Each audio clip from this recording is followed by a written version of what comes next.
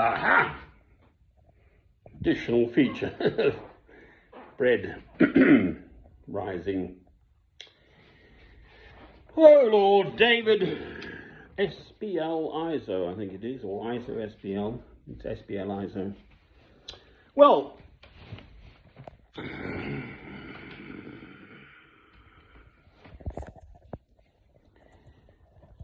making a comment on my previous film. If anyone is interested enough to follow the ins and outs, I've commented back that clearly it is not a straightforward matter. I mean, obviously I can say that without any... but mankind, because of this innate feature of human nature, innate sort of inbuilt, hardwired human nature, will inevitably continue its descent into Armageddon. That's it. God knows all this. Obviously, I fully accept that if, well, I mean, you know, a couple of boozy old whatsits on a Saturday night, well, jolly well, nice, well-behaved, long-suffering, tolerant, proper British police turn up and get them in an arm lock and get the handcuffs on. Fine. But that is not what we're talking about. Ukraine-Russia, obviously, is the major war going on in this world at present. But the others are there, just not on the news, not highlighted hourly, minute by minute on the news. The deaths. One death is one death too many. I didn't actually watch the whole thing, but I've noticed a whole great long discussion of how come matters have arrived at this juncture with Russia, Ukraine, etc., over the centuries. It's not as if it just suddenly popped up. And there was Kosovo, the former Yugoslavia. I never really got my head around that one, quite frankly. Just endless sort of seemingly mindless violence of one side killing the other. That is exactly where the use of violence at that level will bring mankind. And it is going to happen. Whether it's in my lifetime or not, I don't know. Anyone who says they do know, they're wrong, because even Christ didn't know, so there. I've just looked it up again. Isaiah chapter 11. This is what comes after Armageddon. Beautifully. As a Christian, this is, if you like, my faith speaking, but this is in Isaiah, the major, one of the 4 major prophets, was it? 11 minor ones. I'm no expert. I may be wrong on those. But anyway, Isaiah definitely was very much one of God's prophets, Jew, Hebrew. And chapter 11 beauteously speaks of when the lamb will lie down with the lion and etc., etc. It's beautiful. It's a beautiful chapter. That is what comes after Armageddon. And this millennialism, they're meant to be 1,000 years of sort of beauteous living, kind of Garden of Eden sort of thing. And then there'll be something more. Okay, if you are really into this, I think probably you can decipher somehow or elucidate the meanings in the book of Revelation. So revealed to John, as in John of the Gospel, was inspired to write it. I'm sure, absolutely sure, through the Holy Spirit, on the island of Patmos in his later years.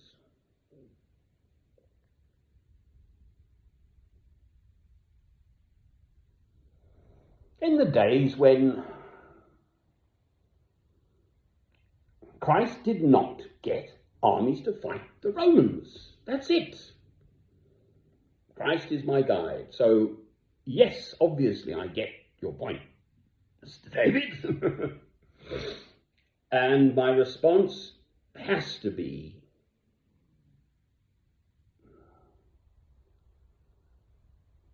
I can't imagine the circumstances where once the war starts, then both sides have got lethal weapons these days, rifles. So do you shoot first, what the Americans did in Iraq, for heaven's sake? Just bomb the hell out of the place. And this whole question of weapons of mass destruction was an absolute fabrication. Iraq never had anything that's downing the Twin Towers in New York. The whole thing was positively the Western world, primarily America, but Britain absolutely went along with it, and many others. Evil, no doubt about it. That level of the use of violence.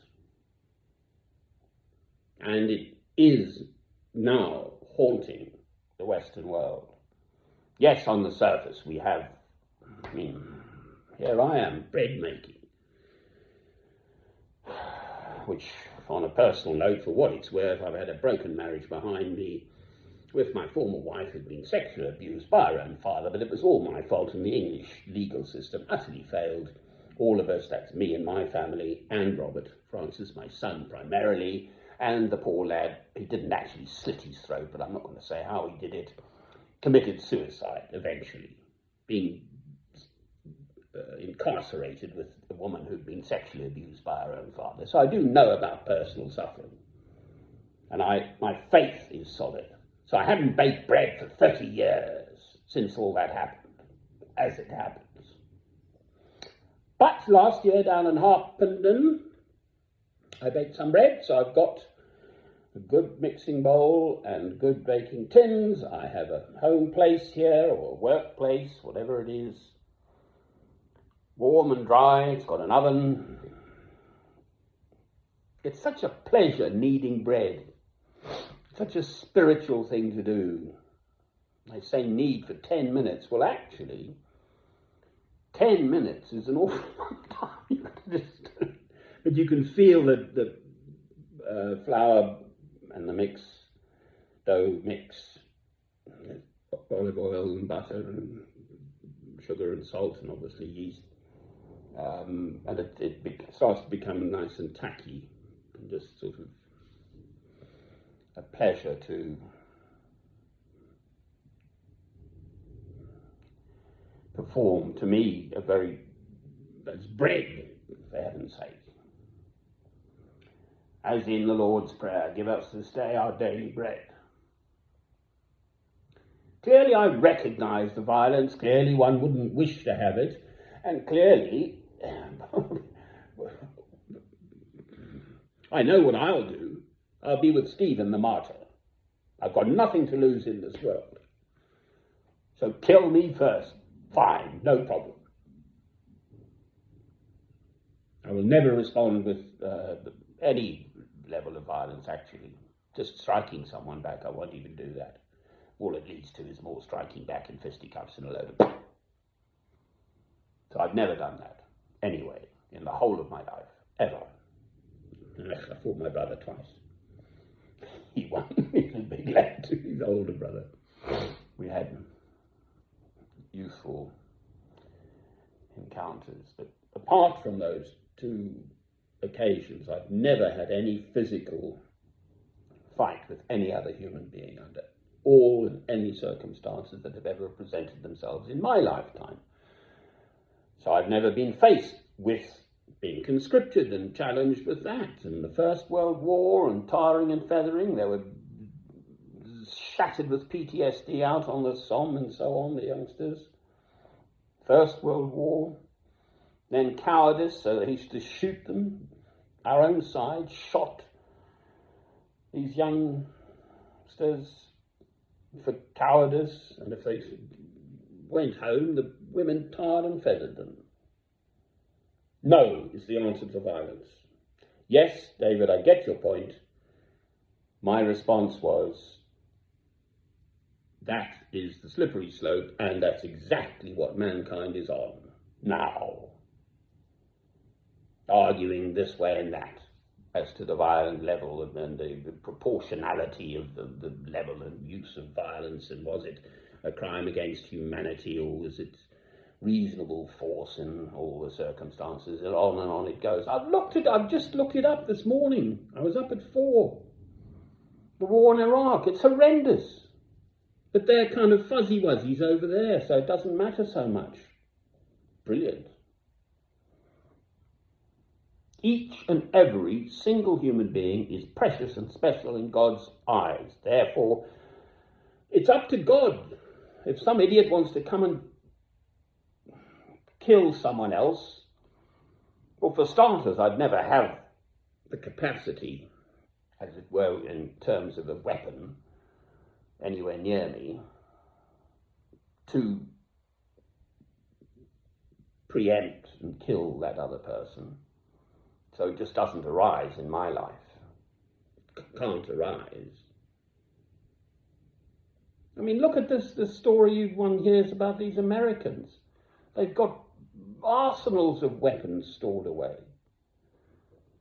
Whereas, by and large, well, especially in England, you go on the continent, the police are armed. But our police, yes, they're armed police, I know.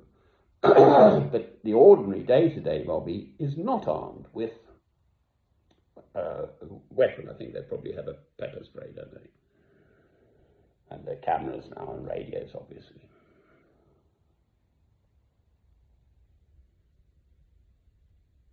So, no is the answer to violence. Yes, I do understand that one can reason oneself into a position where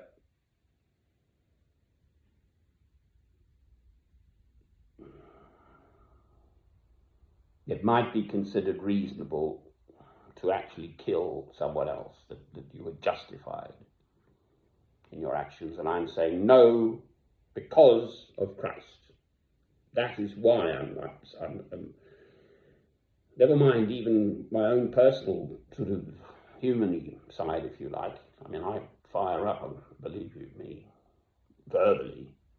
If some idiot treats me badly, I'll certainly let them know about it. Verbally, never physically. I've still got big, strong lungs.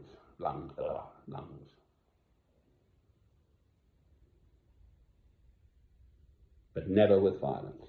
So, thank you, David. I gave it a little while, thought it through. I'm waiting for my bread to rise, all right? My dough, rather, to rise. I'm having such fun today, all right? Cheerio. Love is the answer, and love can never include levels of violence which progress into killing the other whomever.